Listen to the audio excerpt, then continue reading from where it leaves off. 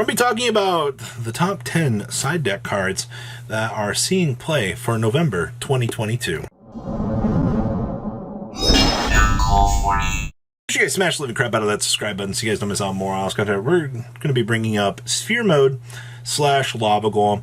These have not seen a huge amount of play right now, but when you're seeing these huge generated boards being, produced right now, a lot of players are looking at these particular cards and going, I can use these as chances to kind of break these boards. You also have things like Dark Rule No More that you can focus on to break the aspect of those boards, but favored more towards cards that can handle more things are going to be what you're looking at here as well. But the problem is, just outing certain cards isn't going to stop the onslaught of a Shizu tier, continuing on with its milling rampage per se. So that's something you really got to focus on is those board breaker monsters that we just mentioned.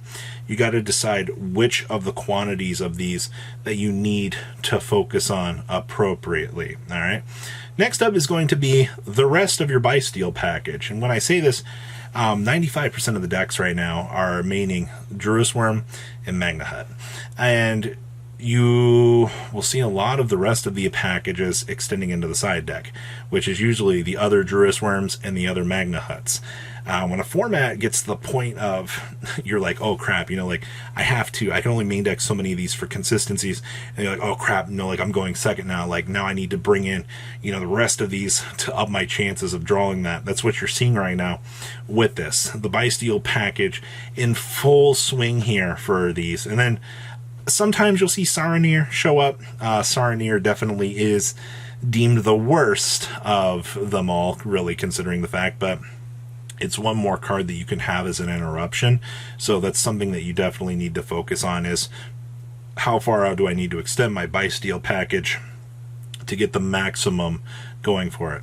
Then we have Twin Twisters. Now, Twin Twisters actually showed up outside of, Cosmic Cyclone, Heartbeat, some of these other spot removal cards, but being able to discard an Ishizu card out of your hand so that you can kind of move along with your day, get rid of those dead cards, start causing some shenanigans, getting those answers for multiple cards, because now that you can mill your deck and create all these free resources, the cards in your hand, you're like, oh, I can just burn this now, yay. That's what you're starting to see here. That's why Twin Twisters is kind of getting that resurgence back into the format, is when you have more free discard outlets because you want to get cards out of your hand, you're like, oh, I can drop, this piece and then I can fuse it back in. It's really, really, really critical just to see what value you are getting out of that. So a little bit of a shift now back towards Twin Twisters, which is actually kind of nice. Then we have the Artifact package. Let me tell you what, man. The fact that this package is back in the format, you guys remember when Dagda and Scythe were the problem? Well, now in a format where, guess what? Your opponent wants to go first, or you want to go first. If you're going first, you are going to try to see those sanctums so that you can steal the game from your opponent. The fact that you can do so, not every deck is playing this package. Let's just be very clear about that. But the fact that enough of the damage is being done that the Artifact package is running around, most people aren't going to stop it. If you resolve the Artifact package, you kind of just win the game 95% of the time. So that's something really big to just kind of throw out here, is the inclusion of that package is just getting things done for you. So, yay, Scythe locking the opponent. No Dagda required this format. Just draw the trap card, 5-head. Next up is going to be Spooky Dogwood. So many people were playing during either player's turn except the end phase. Alright, discard this card, apply this effect. Alright, each time your opponent special summons an effect monster during the main or battle phase, you gain life points equal to that monster's original attack. If you do not gain life points by this effect, your life points are halved during the end phase. Well, let's just put this on the table here. Time rolls are a big ol' stinky head in the game of Yu-Gi-Oh! Alright, so what happens when your opponent goes first? You're playing a massive combo special summon deck, and all of a sudden you just gained a 30 quadrillion life points out here because your opponent's just that. This card in time basically just means that your opponent has to end their turn. I would almost compare this to the Max C effect. You're heading into time, you drop this on the table, your opponent can't play the game. it's gained a lot of momentum and a lot of play, and it very much is an unfair card in that regard. So kudos to Konami for making Ghost Sister and Spooky Dogwood a competitive monster. Next up is the out, called Dimension Shifter. Just, you don't want to deal with the Shizu tier? Okay. No problem. Just go ahead and draw your Dimension Shifter every single game.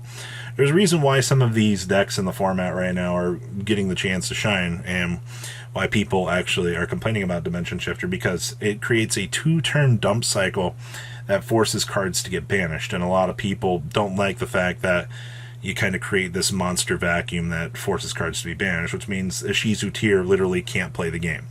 Unfortunately, this is one of the only few counters that we have right now within the game to kind of counteract some of the shenanigans that are going on right now. So do make that clear that it's just that. But maybe we'll see a limitation on it in the future. Maybe we won't. But as a side deck choice right now, Sprite loves this card. Alright? Hey, you draw this against a Shizu tier, you're free to play the game. Alright? That's what you really want to see, right? Next up here is going to be Neko Main King. Now, basically, when Neko Main King gets milled from your deck, its effect produces your opponent moving to the end phase. Doesn't stop all of the current cards on the chain. All right, I want to set that up here because people, I guess, don't seem to understand the application of Neko Main King.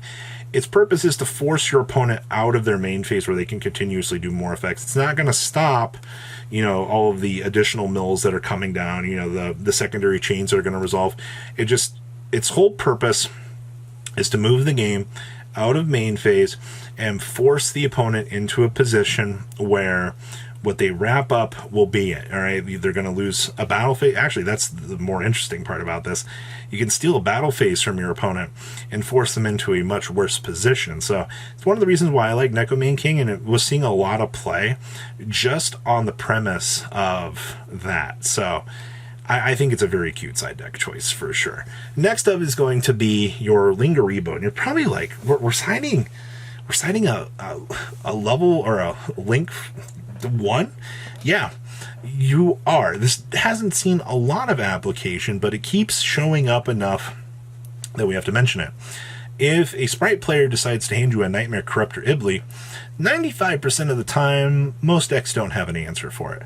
If you find out your opponent is playing Nightmare Corruptor Ibli, you actually side this in as the ability to link out the Nightmare Corruptor Ibli to get rid of it. You're like, oh, get rid of it. All right, because Nightmare Corruptor Ibli actually has this really punishing effect that's actually kind of BS. All right, so little bit of a little side nudge to some of the other examples of things in the format, but that definitely is a little bit more niche interaction. But if you know Nightmare Corruptor Ibli is starting to turn its head around, you have Lingaribo to side, and you don't even have to worry about it. You can main it if you really have the room, but 95% of people don't. Next up are going to be cards that matter in time. So Red Resonator. We already mentioned the Ghost Sister and Spooky Dogwood. She gets a very special mention. And then, of course, the Ladybug, that when it's sent to the graveyard, it does its thing. Side cards for a while now have really been focusing on, you know, the time changes. Especially Gaga Cowboy has been here for a while.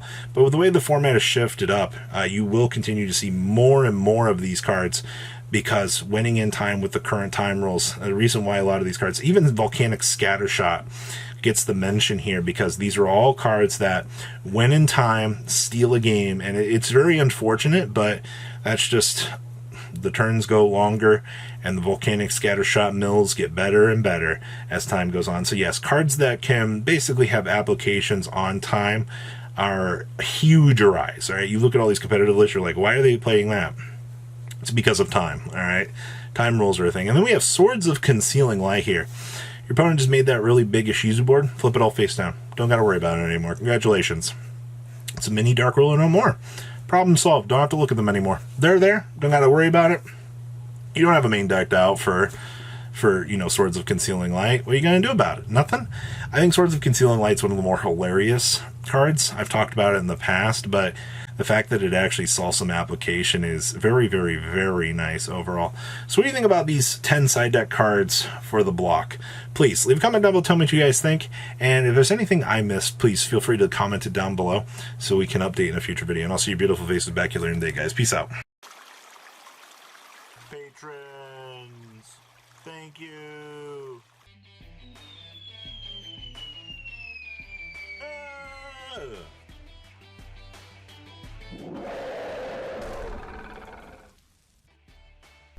Thank you so much for watching. Check out these other videos.